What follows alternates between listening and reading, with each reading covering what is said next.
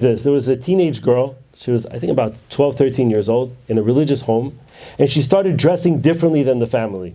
And she was rebelling, which is very normal in teenage years to do that. And the father specifically was getting unnerved by this, and it created tension between the father and the daughter, and this tension spiraled, and it wasn't going in a good direction. She didn't feel heard, he didn't feel heard, and it got to a point where they weren't talking to each other. They were saying hi, bye, but there was no communication. And the father decided, he said, I want to send my daughter a message, stop this negative spiral. And he writes her a beautiful email.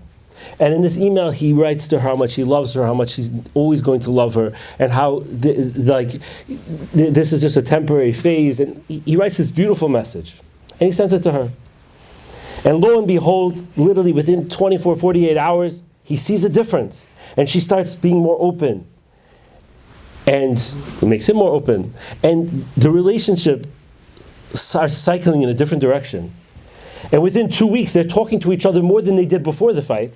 And by 2.5 weeks later, on Shabbat, she walks over to him and she says, "Can I sit next to you by the table?" So he turns to her in a quiet moment and he asks her, he says, "I feel so much better that we're communicating with each other now.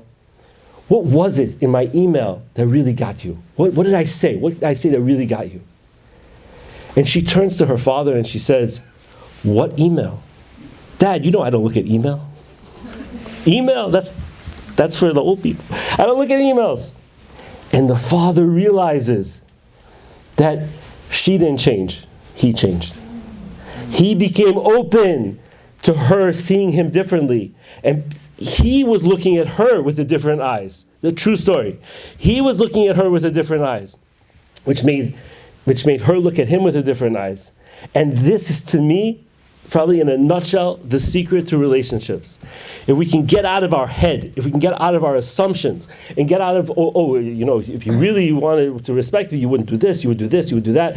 And all these assumptions, the pasuk says, Adam yada es chava, that when the Torah talks about intimacy, it refers to knowledge.